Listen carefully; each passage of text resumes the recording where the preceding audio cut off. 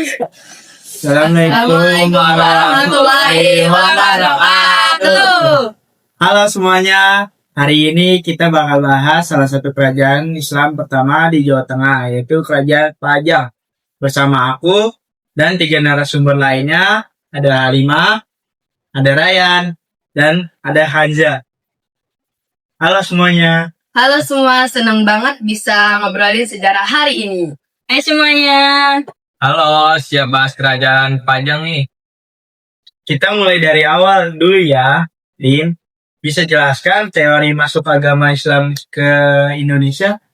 Ada 3 teori utama. Yang pertama, teori Gujarat yang menyebutkan Islam datang dari India sekitar abad ke-13. Yang kedua, teori Mekah yang bilang Islam langsung datang dari Arab sejak abad ke-7. Yang ketiga, ada teori Cina yang menyebutkan perdagangan Muslim dari Tiongkok juga ikut menyebarkan Islam ke Nusantara. Keren. Nah, kalau sejarah dirinya Kerajaan Pajang gimana, Hanza? Kerajaan Pajang berdiri sekitar tahun 150-68 Masehi. Didirikan oleh Jaka Tingkir yang bergelar Sultan Hadiwijaya. Letaknya di Surakarta, Jawa Tengah, dan merupakan kelanjutan dari Kesultanan Demak.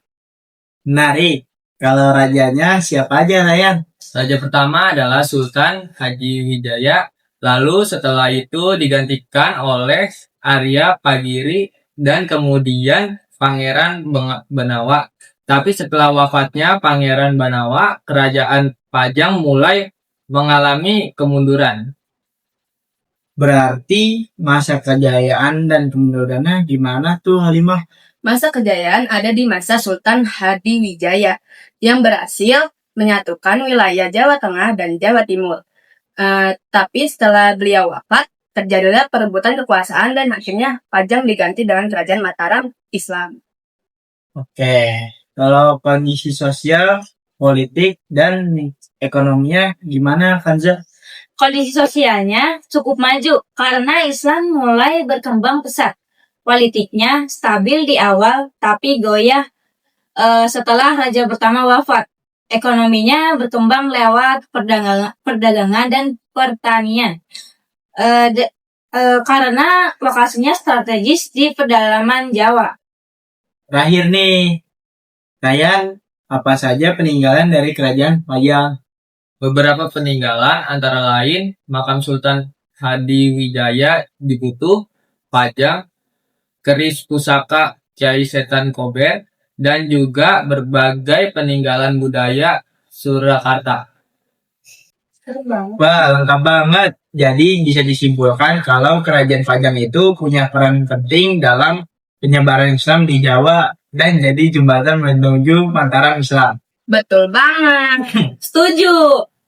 Pajang itu fondasi sejarah yang penting banget. Iya, jangan lupa sejarah itu bagian dari identitas kita juga. Keren. Terima kasih Halimah, Kanza, dan Ryan. Sampai jumpa di podcast sejarah berikutnya. Tentu ada 3 teori. Yang pertama itu ada teori Gujarat. Itu yang apa? Ya. Tidak ada berita. HP gua. Assalamualaikum warahmatullahi wabarakatuh. Halo semuanya. Hari ini kita bakal bahas salah satu kerajaan Islam pertama di Jawa Tengah, yaitu Kerajaan Pajang. Halo, senang banget bisa ngobrolin sejarah hari ini. Hai semuanya. Hayalah panas. Tahu nggak? Kalau dia udah ngomong langsung ke atas sih.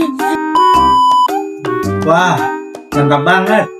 Jadi bisa disimpulkan Ya sawal.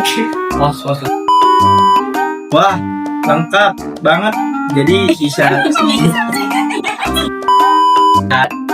Wah, lengkap banget.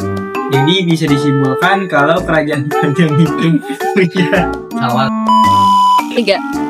Wah, lengkap banget. Jadi bisa disimpulkan kalau Kerajaan Pajang itu punya Wah, lengkap banget. Jadi bisa disimpulkan kalau Kerajaan Pajang itu punya peran penting dalam penyebaran Islam di Jawa.